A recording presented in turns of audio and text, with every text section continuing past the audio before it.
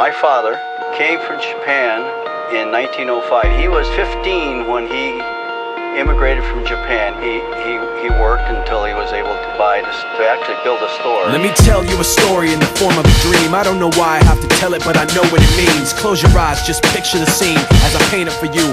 It was World War II when this man named Kenji woke up. Ken was not a soldier. He was just a man with a family who owned a store in LA. That day, he crawled out of bed like he always did, bacon and eggs with wife and kids. He lived on the second floor of a little store he ran. He moved to LA from Japan, they called him immigrant. In Japanese, he'd say he was called Issei. That meant first generation in the United States, when everybody was afraid of the Germans, afraid of the Japs, but most of all afraid of a homeland attack. And that morning, when Ken went out on the doormat, his world went black, cause right there, front page news, 3 weeks before 1942, Pearl Harbor's been bombed and the Japs are coming. Pictures of soldiers dying and running. Ken knew what it would lead to, just like he guessed. The president said the evil Japanese in our home country would be locked away. They gave Ken a couple of days to get his whole life packed in 2 bags. Just 2 bags, couldn't even pack his clothes. Some folks didn't even have a suitcase to pack anything in, so 2 trash bags is all it gave them. And when the kids asked Mom, where are we going, nobody even knew what to say to them. Ken didn't want to lie, he said the US is looking for spies, so we have to live in a place called Manzanar, where a lot of Japanese people are. Stop it, don't look at the gunmen. You don't want to get the soldiers wondering if you're gonna run or not, cause if you run then you might get shot. Other than that, try not to think about it. Try not to worry about it being so crowded, cause someday we'll get out. Someday, someday.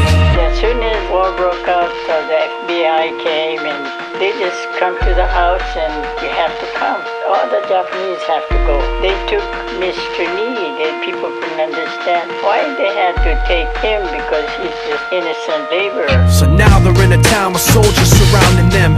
Every day, every night, look down at them. From watchtowers up on the wall, Ken couldn't really hate them at all. They were just doing the job and he wasn't gonna make any problems. He had a little garden, vegetables and fruits that he gave to the troops in a basket his wife made. But in the back of his mind, he wanted his family's life saved. Prisoners of war in their own damn country, what for? As time passed in the prison town, he wondered if he'd live it down if and when they were free. The only way out was joining the army, and supposedly some men went out for the army, signed on, and ended up flying to Japan with a bomb. That 15-kiloton blast put an end to the war pretty fast. 2 cities were blown to bits. The end of the war came quick, and Ken got out. Big hopes of a normal life with his kids and his wife, but then they got back to their home, and what they saw made him feel so alone. These people had trashed every room, smashed in the windows and bashed in the doors, written on the walls and the floor, Japs not welcome anymore. And Kenji dropped both of his bags at his sides and just stood outside. He looked at his wife without words to say. She looked back at him, wiping tears away, and said, someday we'll be okay, someday. Now the names have been changed, but the story's true. My family was locked up back in '42.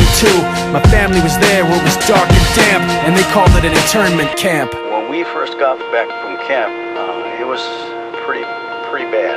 I remember my husband said, oh, we're gonna stay till last. Then my husband died before they closed the camp.